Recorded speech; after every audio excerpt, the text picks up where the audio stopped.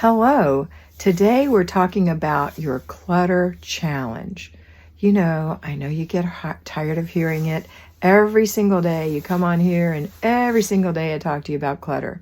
I'm hoping to give you new insight to your clutter so that you can realize that it's not the monster that you think it is. And you can absolutely knock it out. Today I want to talk to you from a different perspective. I want to give you a really positive thought about clutter, and it's your clutter challenge. Every day you can knock clutter out.